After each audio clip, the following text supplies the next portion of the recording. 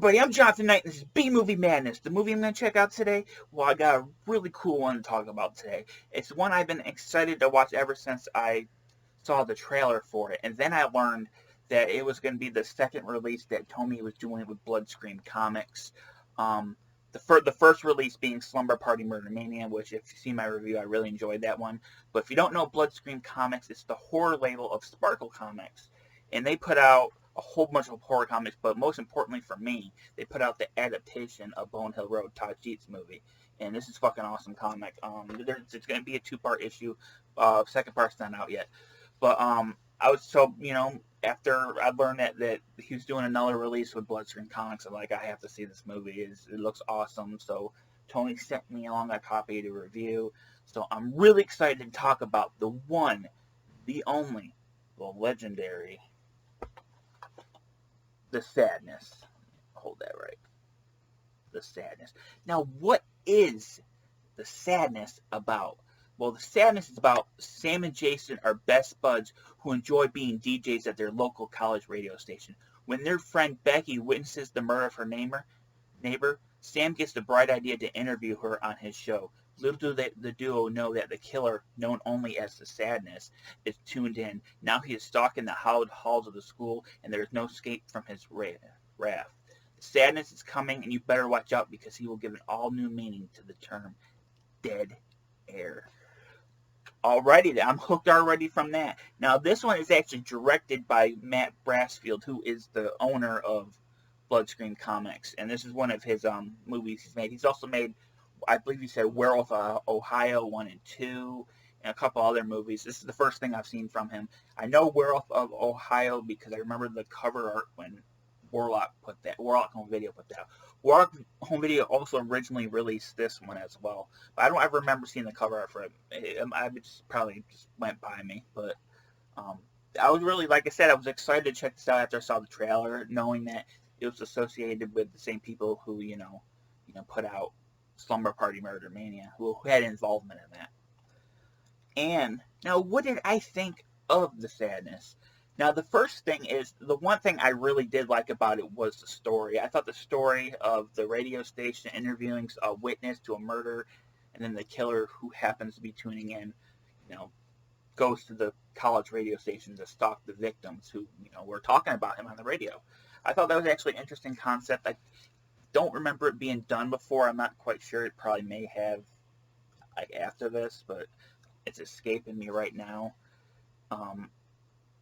Someone will probably let me know that it's done. But I really like that concept of, the killer, hearing, being talked about. And he's like, goes down and kills the people who are talking about him. I thought that was actually a pretty interesting little story. I also really like the killer, The Sadness. He wears a long black jacket, a black wig, and he wears a cane mask from WWE. And it actually looks actually really cool and kind of creepy. It looked kind of creepy to me. And he's very good. There's a few gory kills. They're not like, oh my god, amazing gory kills, but they do their job, and they're actually pretty well executed for the most part. There's one or two that are kind of rushed on the commentary track. There's a reason for it. Matt talks about the reason why they're rushed, but most of the kills are actually fairly well done. I particularly like one involving somebody getting stabbed in the back. It reminded me of a kill from Scream 2, but I actually thought they did it better here. So, in my opinion. And as for the acting, when it comes to these kind of movies, I don't really judge or review the acting because most of the time they're not going to be very good because the people acting in it aren't really actors. They're just friends or people wanting to help out. And you can't really bust their balls for it. In my opinion, you can't bust their balls for it because they're just, it's really hard to get people who not only want to help you make a movie, to, take their free time to make a movie with you, but do it for probably little to absolutely no money. So it's hard for me to judge. The acting is bad here. It's really rough, but I bet Matt really appreciates the people who came just to help him out. And there's been, it's really hard to find help like that, especially when you're, like I said, you're dealing with a micro budget or to absolutely no budget. But yeah, it's only 36 minutes long. Like Slumber Party Murder Mania was only 36 minutes long. I actually think this would make a great. I said it with Slumber Party Murder Man. This would make a good triple feature with that movie and Miracle. All three of them, I was gonna say all three of them were put out by Warlock, but only this one in America. But it'd make a really good triple feature. I actually highly recommend watching this with America and Slumber Party Murder Mania. But yeah, I thought this was an entertaining little slasher movie. Like I said, the story was interesting. I thought that story was well executed. I liked the killer, and I thought the kills, although they're not like over the top gory and like super well executed, I thought they hit the spot regardless. I thought the score was good. I thought the music that they used for the end credits was actually pretty neat. I would actually like to see a follow-up to this. I think he mentioned on the commentary he wants to do a sequel to this. And I would really like to see more of the sadness, because there is an after credits scene that sets up for a second movie. So, make sure you watch to the end of the credits. But yeah, I did enjoy this one. I'm not going to lie. I really did enjoy this one. I didn't enjoy it as much as Slumber Party Murder Mania, but this still was an entertaining slasher movie. Obviously made by someone with a lot of love for the genre.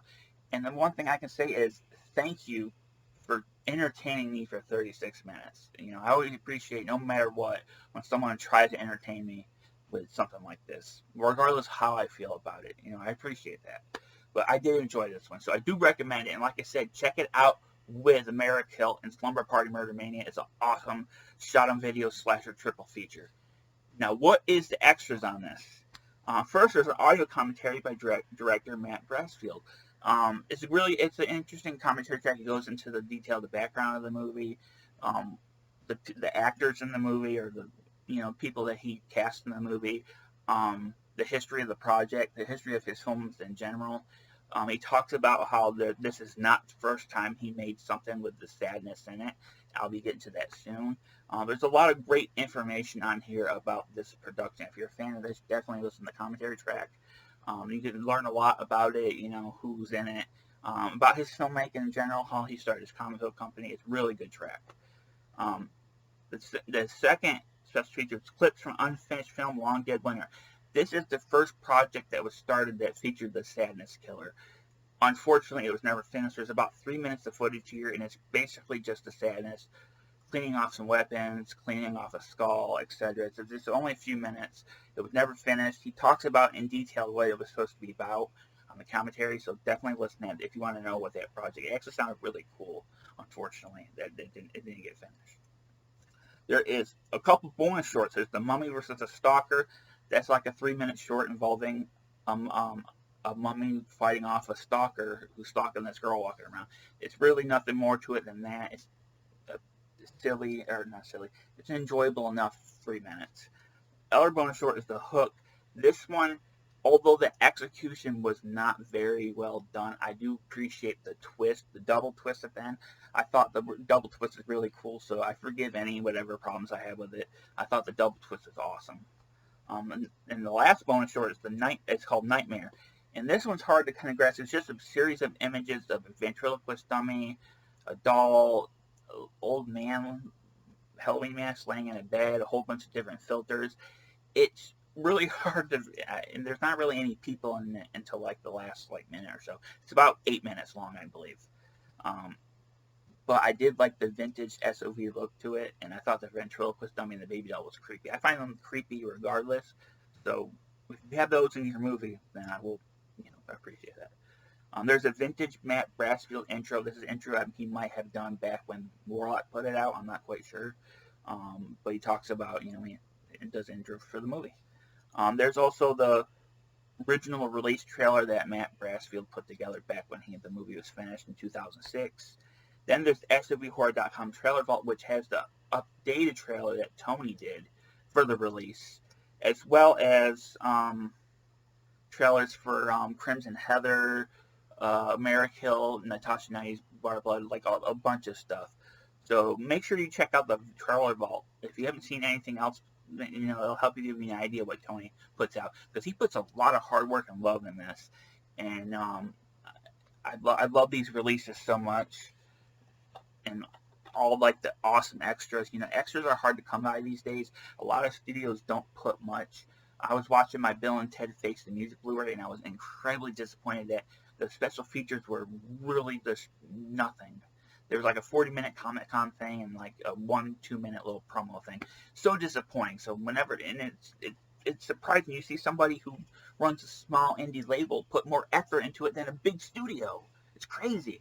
So thank you, Tony. Thank you for putting the effort into putting these out. These are awesome releases. Sorry to declare. You want to show the inside of it? There is, of course, the disc art. It's hard to see. There's also an ad for Bloodstream Comics. There's the Bone Hill Road one. Enter the Devil, Undertaker and his pals don't look in the basement, Nosferatu and Eternal Sleep. Here's the ad for it. Let me try to get. Go to www.bloodstreamcomics.com if you want to check out their stuff. Awesome stuff. But yeah, a lot of fun. Highly recommend checking out with Miracle and Slumber Party Murder Mania. I keep on mentioning that because I do highly recommend checking out with them. They make an awesome triple feature. As for my upcoming reviews, I'll be checking out this soon. This is the SOV drive-in double feature of Crimson Heather and Lust of the Vampire Hookers. These are two Joe Sherlock SOVs. He did Bloody Red Lips of Blood, which I reviewed, which I really enjoyed. So I'm really looking forward to this. You can watch this in drive-in style or just select a feature. I'm going to watch it drive-in style because that's going to be a lot of fun. Drive-in ads are some of my favorite things. As for when these come out, that is a good question. I should have looked that up ahead of time. Because I want to give you the right date. Wow, I really fucked up here. I looked on SOV Horror. Because I have an idea what the date is, but I don't want to get it wrong.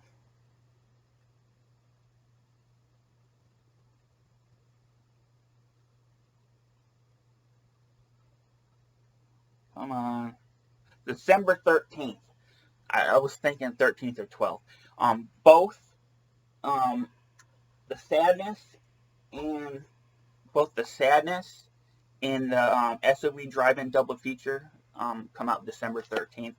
So definitely, if you're interested, pick them up. They're going to be a lot of fun.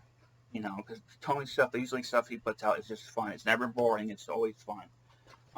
Also, a reminder that the Josh Swire SOV double feature of Deck the Halls and Humble Foreskin, which I reviewed, goes out of print December 31st. You got the rest of the month to buy it for only $6. So you better grab it while you can. I highly recommend it if you're a fan of Josh Swire's stuff that he did with Chris Evert. You will love this. But that's it for now. I'm planning on doing a non-SOV review probably before the end of the month. I want to do a Christmas-related one. Of what, I have no idea. I'll figure that out. But if you like my channel, give me a thumbs up, hit the bell, comment down below. What is your favorite indie slasher movie? Yeah, what's your favorite indie slasher movie? Let me know down below. But that's it all for now. I'm Jonathan Knight, and this has been B-Movie Madness. Thanks for watching.